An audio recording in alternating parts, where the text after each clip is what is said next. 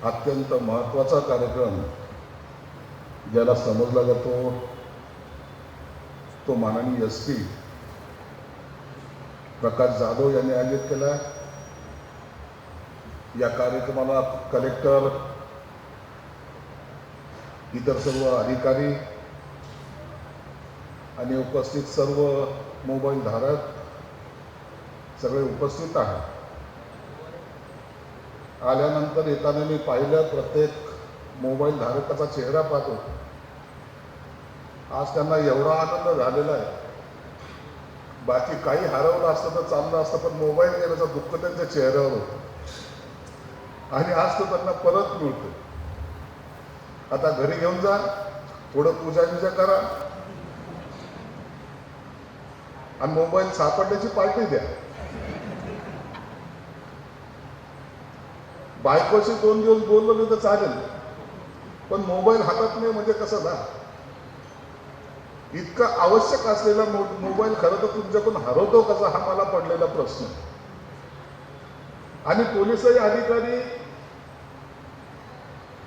लोकांच्या जीवनाशी संबंधित असलेला अत्यंत जिव्हाळ्याचा विषय म्हणून त्यांनी तो हाताळलेला। 130 मोबाईल त्यांनी शोधून काढले,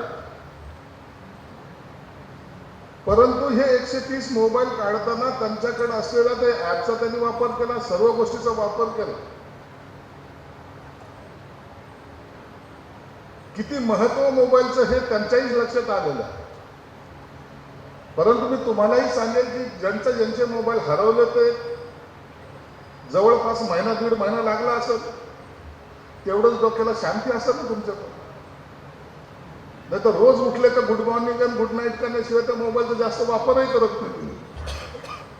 आणि म्हणून काही वेळेला जे काही महत्वासाठी जे आपण ज्याला मोबाईलचा वापर केला पाहिजे ते न करता इतर गोष्टीसाठी मोबाईलचा जास्त वापर होतो। खऱ्या अर्थानं मी तर म्हणतो SP ला थोडंसं लेट का झालं तुम्ही शोधलेलं, तेवढंच आणखी चांगलं झालं असतं। परंतु मोबाईल आता इतकं जरुरी झालेला आहे, हातात मोबाईल नसेल तर माणसाला असं वाटतं की मी आंधळा आहे। मोबाईलची घंटी वाजली नाही तर त्याला वाटतं की नाही, माझ्या आयुष्यात आता काहीच राहिलेलं नाही। परंतु तुम्हा सर्वांना विनंती की हे तुमचं एक छोटीशी चूक सुद्धा पोलिसाला जी सर्कस करायला लावते ना, ती एवढी मोठी आहे। तुम्हाला वाटत असेल की काय गोष्ट, एक मोबाईल हरवला तर पोलिसांनी सापडून दिला, परंतु त्याच्या मागे सुद्धा त्यांची मेहनत जास्त आहे। एखाद्या चोराला पकडणं, मोबाईल चोरीच गेला ना, म्हणजे ज्यांनी चोरले ह्या सर्व चोरांना पकडणं, त्याच्यामध्ये त्यांची असलेली एनर्जी त्यांनी लावलेली।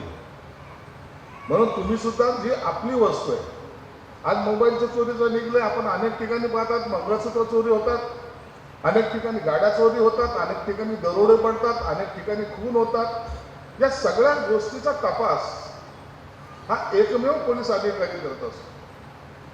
म्हणजे एक नव्हे तर अनेक, घरातल्या नवरा बायकोच्या भांडणापासून तर शेजारच्या भांडणापासून तर खुनापर्यंत या तपासामध्ये जी काही एनर्जी लावावी लागते ती एनर्जी ते तो लावतो।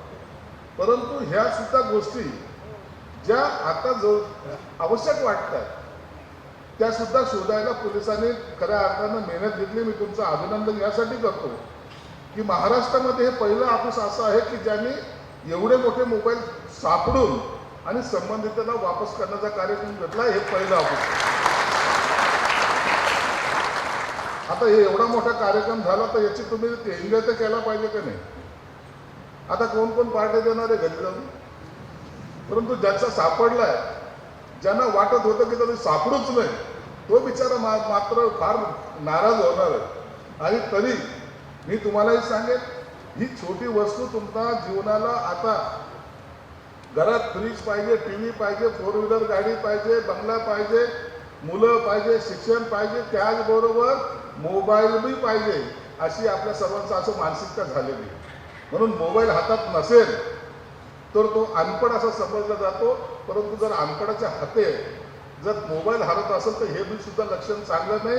आज मोबाईल द्या त्यांना आणि त्यांच्याकडूनच घेऊन घ्या, यानंतर जर मोबाईल हरवला तर तुझ्यावरच कारवाई केली जाईल। नाही तर ते नेहमी मोबाईल हरवायचे चलो SP ऑफिस आहे आपला तो देई देगा असे भावना ठेवू नका. अत्यंत महत्त्वाचं हे कम्युनिकेशनचं असलेलं साधन त्याचा वापरही योग्य करा.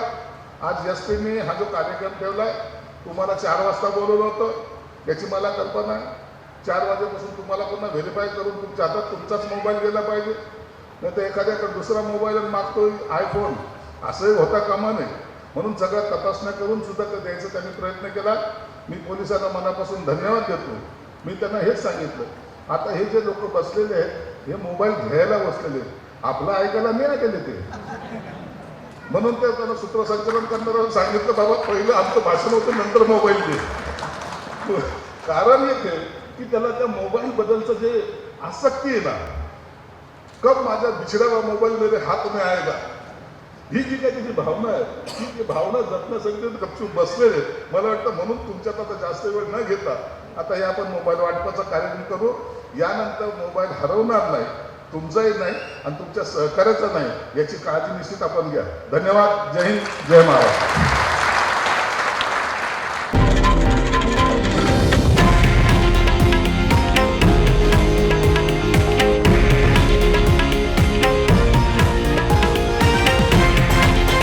हे आहे देशातील नंबर 1 न्यूज नेटवर्क आणि आपण पाहत आहात TV9 मराठी, एकमेव.